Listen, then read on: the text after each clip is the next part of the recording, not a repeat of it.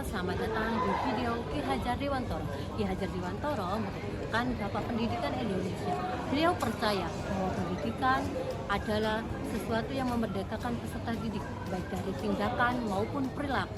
Salah satu gagasan utamanya yaitu kodrat alam, di mana beliau percaya bahwa setiap peserta didik memiliki keunikan potensi sendiri-sendiri.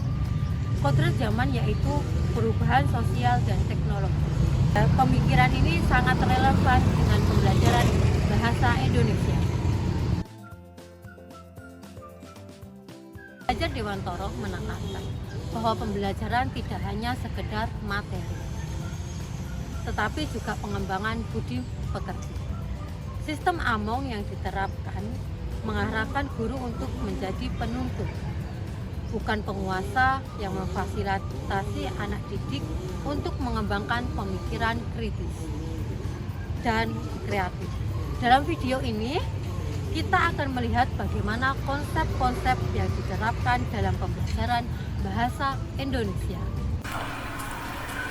Ki Hajar Dewantara mengajarkan bahwa kodrat alam setiap anak adalah unik. Begitu juga cara mereka memahami dan mengekspresikan bahasa.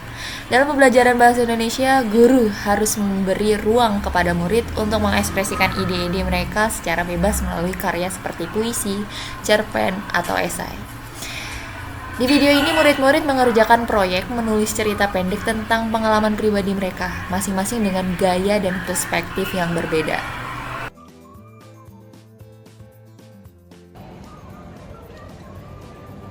Ayo, siapa yang mau menceritakan tentang cerita Danau Toba? Ayo, silakan Mas Nata. Alhasil pada zaman dahulu kala terdapat seorang pemuda yang bernama Toba. Ia merupakan seorang yatim piatu. Untuk memenuhi kebutuhan sehari-harinya, ia menjaring ikan di danau. Contohnya, di kelas bahasa Indonesia, kita bisa menggunakan metode pembelajaran berbasis proyek yang memungkinkan murid mengeksplorasi kreativitas mereka melalui tugas menulis. Setiap murid akan memiliki cara unik dalam menggambarkan sebuah tema, dan itu adalah bagian dari kodrat alam mereka. Selain itu, pembelajaran bahasa Indonesia juga bisa digunakan untuk mengajarkan budi pekerti ketika membaca teks cerita atau sastra. Kita bisa berdiskusi tentang nilai-nilai moral yang ada di dalamnya, seperti kejujuran, tanggung jawab, atau kerjasama. Ayo, siapa yang mau menyampaikan pesan moral yang ada di Danau Toba? Ya, silakan. Oke, jadi nilai moral yang terkandung dalam cerita rakyat Danau Toba: jangan melanggar janji, jangan mengambil hak orang lain, berbaktilah kepada orang tua, bersikap sabar, dan patuh pada perintah orang tua. Oke. Misalnya, dalam cerita rakyat atau fabel, guru bisa mengarahkan diskusi ke nilai-nilai etika dan karakter. Ini membantu murid untuk memahami bagaimana nilai-nilai tersebut relevan dalam kehidupan sehari-hari, dan bagaimana peran keluarga dalam mengajarkan budi pekerti. Pendidikan yang memerdekakan berarti memberikan kebebasan kepada murid untuk berpikir kritis dan kreatif. Dalam pembelajaran bahasa Indonesia, hal ini bisa diterapkan dengan memberikan mereka kebebasan untuk memilih topik yang ingin mereka tulis atau diskusikan. Seperti murid diberikan kesempatan untuk memilih tema debat kelas atau tema tulisan esai dan kemudian membahasnya dengan bebas. Baik anak-anak, hari ini kita akan membahas cerpen tentang persahabatan. Sebelum kita mulai, saya ingin mendengar pendapat kalian. Apa yang menurut kalian penting dalam persahabatan? Saya pikir persahabatan itu penting karena bisa membantu kita dalam mengatasi semua masalah. Ada yang lain?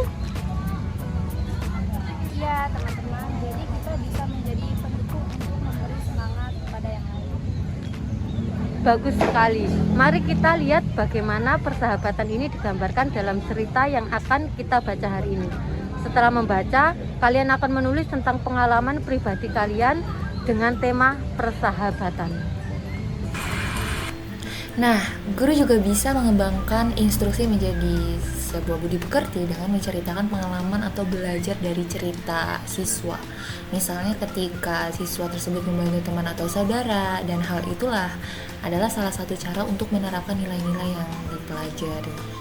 Tadi kan hasil diskusi sama pelajaran Ibu Sinta itu ya, yang di filosofi itu kita ngebahas tentang pendidikannya yang Ki Hajar Dewantara, bener gak sih? Nah di situ. Nah ini yang pengen gue bahas. Menurut lu secara pribadi ya, Bang Nata, kalau kodrat alam dan kodrat zaman di pendidikannya Ki Hajar Dewantara itu gimana sih? Bahwa kemampuan peserta didik dalam hal memahami dan pemahaman. Jadi misal tadi di pelajaran mesin tadi menerangkan tentang bagaimana peserta didik memahami tentang puisi, penulisan esai, dan cerita rakyat. Nah, terus tadi kan sempat disinggung juga ya tentang Ini yang budi pekerti bukan? budi pekerti. Dan peran keluarga, benar nggak? Iya benar. Nah kalau yang itu kesinambungannya gimana? Nah, kita bahas dulu budi pekerti ya. Jadi budi pekerti itu cerminan dari tindakan atau perilaku etika moral yang positif diterapkan dalam kehidupan sehari-hari. Nah, sedangkan budi pekerti itu bisa tumbuh melalui pendidikan formal seperti sekolah dan interaksi di dalam keluarga.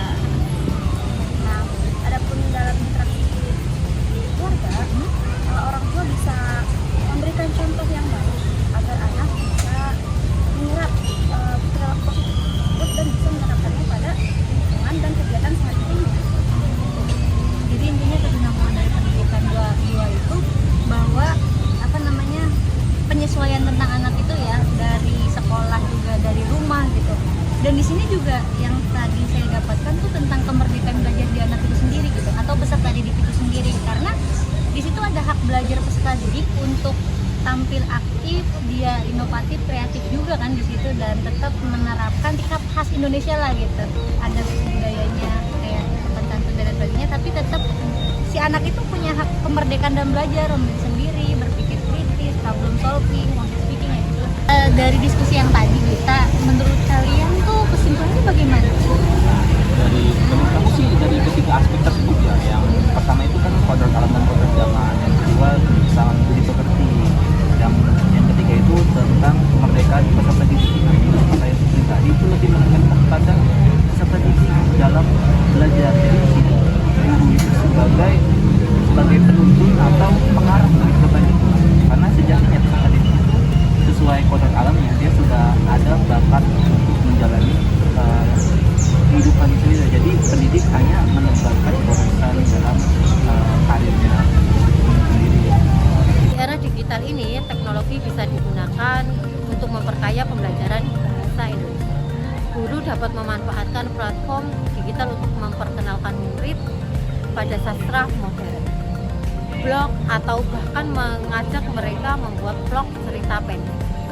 Ini adalah cara untuk menyesuaikan pendidikan dengan kodrat zaman, di mana teknologi dan kreativitas berperan besar. Pemikiran Ki Hajar Dewantara dalam pendidikan yang memerdekakan sangat relevan dalam pembelajaran bahasa Indonesia, dengan memberi kebebasan kepada murid untuk merefleksikan ide dan berpikir kritis. Kita tidak hanya mendidik kemampuan bahasa mereka, tetapi juga membentuk budi pekerti dan karakter mereka. Sebagai pendidik, mari kita menerapkan konsep ini di dalam kelas. Berikan ruang bagi murid untuk berkembang sesuai kodrat alam mereka, sambil membimbing mereka menghadapi kodrat zaman yang terus